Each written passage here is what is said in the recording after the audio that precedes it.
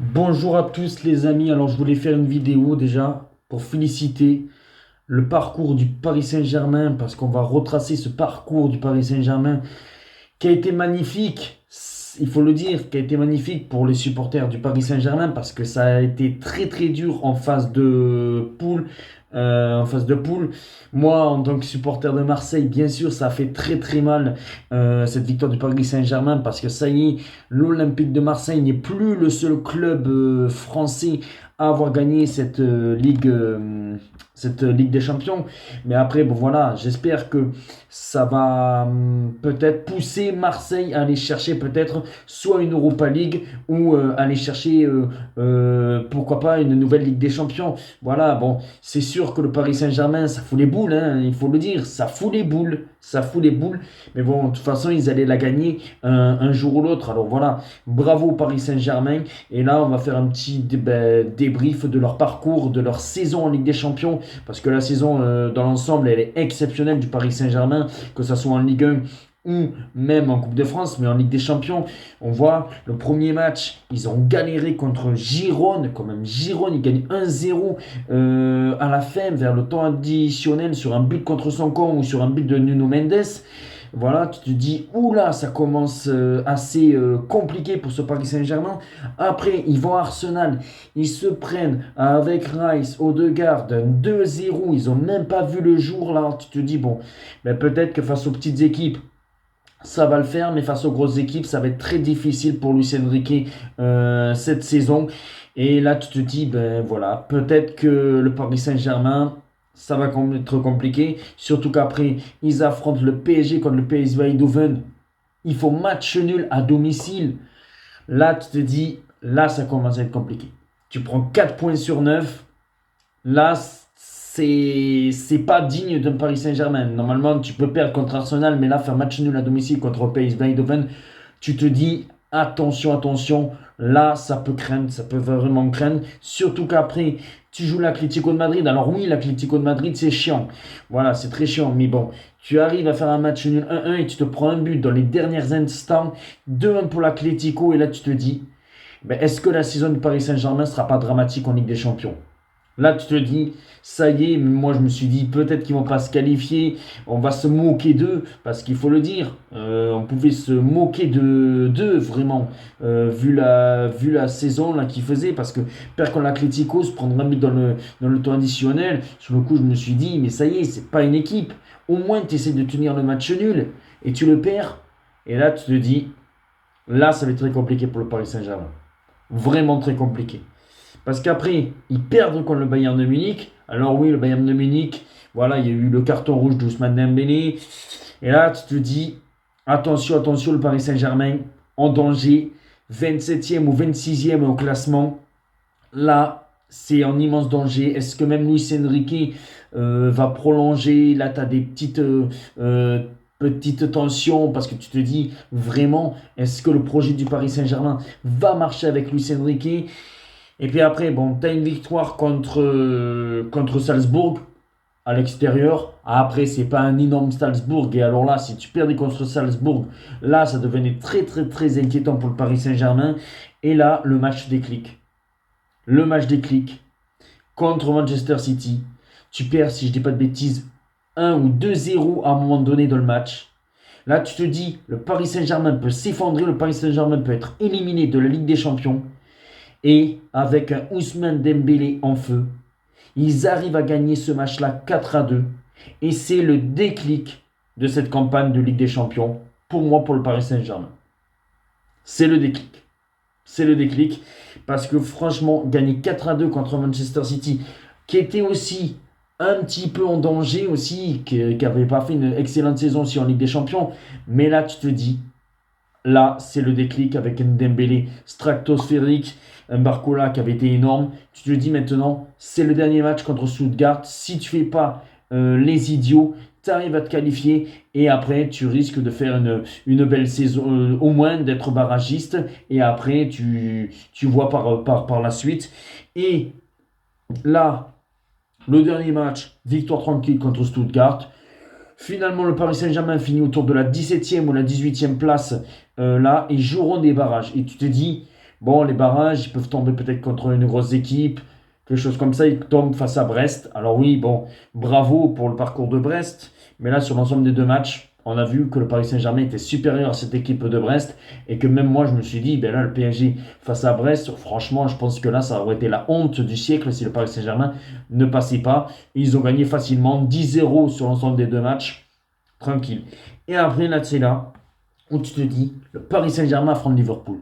Liverpool, à cette époque, la machine de guerre, la meilleure équipe d'Europe, Mohamed Salah qui marchait sur l'eau, Mohamed Salah qui était digne pour aller chercher un ballon d'or. Ils perdent en plus le match aller 1-0, si je ne dis pas de bêtises, avec un but d'Eliott dès vers la fin de match. Là, tu te dis, le Paris Saint-Germain doit gagner à Anfield. Il doit gagner à Anfield. C'est quasiment impossible. C'est quasiment impossible. Alors oui, le Paris Saint-Germain a renversé Manchester City, là, mais tu te dis, et dès le début du match, le Paris Saint-Germain arrive à marquer. Le Paris Saint-Germain développe du beau jeu, tout ça. Voilà, bon, ils n'arrivent pas à trop concrétiser, même Liverpool, ça part au tir au but, et encore un match déterminant pour le Paris Saint-Germain, c'est qu'ils arrivent à gagner ce match au tir au but avec un Donnarumma, mais stratosphérique, il faut le dire, dans la séance de tir au but. Et le Paris Saint-Germain se qualifie pour les quarts de finale. Encore un tournant. Je pense peut-être le match le plus compliqué avec peut-être le quart de finale retour qu'on va discuter dans quelques secondes. Mais là, tu te dis, franchement, ce Paris Saint-Germain-là, éliminer Liverpool, ça peut être de nouveau un candidat crédible à gagner cette Ligue des Champions. Et là, même moi, ça me commençait à me faire peur en tant que supporter de Marseille. Je me suis dit, là, ça peut faire très peur, surtout que là, en quart de finale, c'était Aston Villa, et que pour moi, Aston Villa, ça fait pas très peur. En vrai, ça fait pas très peur Aston Villa. Et c'est là où je me suis dit, bon ben, le Paris Saint-Germain va affronter Aston Villa. Normalement, il n'y a pas de souci. Ils se font un petit peu peur dès le début du match dans les quarts de finale. Finalement, après, ils déroulent. Ils gagnent 3-1. Désiré Doué n'avait peut-être pas marqué, mais Dembélé avait encore marqué. Et là, tu te dis, bon, ben 3-1, c'est un bon résultat. Mais attention, Aston Villa peut-être pour le match retour. À faire un petit peu attention, parce qu'on ne sait jamais. Et le match retour, tu mènes, si je dis pas de bêtises, 2-0 à la mi-temps, tu te dis, bon ben, là c'est fait, le Paris Saint-Germain va gagner tranquille. Et on ne sait pas pourquoi. Le Paris Saint-Germain se fait peur, mais se fait peur face à un Aston Villa avec Unai Emery qui réagit, mais qui réagit et qui fait presque une remontada 3-2 pour Aston Villa. À un moment donné, vers la 90e, il y a une frappe sauvée sur la ligne par Pacho. S'il y a le but du 4-2, moi je le dis, Aston Villa en prolongation serait passé. Et là, tu te dis, bon, peut-être que c'est la chance d'un gagnant de la Ligue des Champions. Et là, dans ces moments-là, le Paris Saint-Germain aurait sombré. Et le Paris Saint-Germain n'a pas sombré. Et c'est ça qui fait que, encore, tu te dis, est-ce que c'est leur année? Parce qu'après, contre Arsenal, je veux bien, c'était pas le même Arsenal qu'en phase de poule. Ils ont gagné 1-0 à l'aller. Ils ont gagné 2-1 au retour. Voilà. Malgré que le match aller, Arsenal, ils n'avaient pas trop joué. Le match retour, Arsenal a poussé un petit peu plus. Mais bon, voilà, le Paris Saint-Germain était supérieur à Arsenal. Et après, la finale, où franchement, la finale, il n'y a pas eu photo. Il n'y a pas eu photo. Alors, il y en a même, et on va clôturer le débat, qui disent que le match a été truqué. Est-ce que Nasser aurait pas mis un petit billet à l'AC Milan, qu'est-ce que je dis? À l'Inter de Milan pour les laisser gagner? Moi, ça, je crois pas du tout. Franchement, je crois pas du tout. Pour moi, je pense que le Paris Saint-Germain était vraiment supérieur à cette équipe de l'Inter. Mais après, c'est dommage parce que je pense que l'Inter, s'ils les avaient bougés dans cette finale, ça aurait été le meilleur match. Mais là, ils n'ont pas vu le jour. Je ne sais pas ce qu'ils ont fait, l'Inter. Ils ont été nuls de chez nuls et le Paris Saint-Germain a profité. Et même le Paris Saint-Germain aurait pu gagner 7, 8, 9, 10-0 aussi. Finalement, ils ont gagné 5-0. Ils le méritent. Ils le méritent. C'est dommage parce que je pense que on aurait pu assister à une meilleure finale si l'Inter avait mis plus d'ingrédients ou si ça avait été Barcelone. Après, voilà, la campagne du Paris Saint-Germain est exceptionnelle. Voilà, bravo. Le Paris Saint-Germain a une Ligue des Champions. L'Olympique de Marseille a une Ligue des Champions maintenant. Maintenant, on va voir si un autre club français, dans les années à venir, pourra gagner une Ligue des Champions. Monaco, Lille, on ne sait jamais, même si pour moi, ça paraît très compliqué. Pour moi, je pense que ce Paris Saint-Germain pourra alors gagner 3 Ligues des Champions d'affilée comme a fait le Real Madrid. Ça me paraît compliqué, mais c'est possible en vrai. C'est possible. Parce que vu comme ils sont jeunes, ils peuvent leur regagner en 2026, ils peuvent leur regagner aussi en 2027. Alors attention, attention. Mais je pense que ce Paris Saint-Germain, pour moi, dans les futurs, peut au moins encore gagner une deuxième et une troisième. Et j'espère que pour l'OM, que pour Monaco, que pour d'autres clubs, ça va les motiver à être assez compétitive. J'espère que même Marseille, cette année, va être compétitive en Ligue des Champions.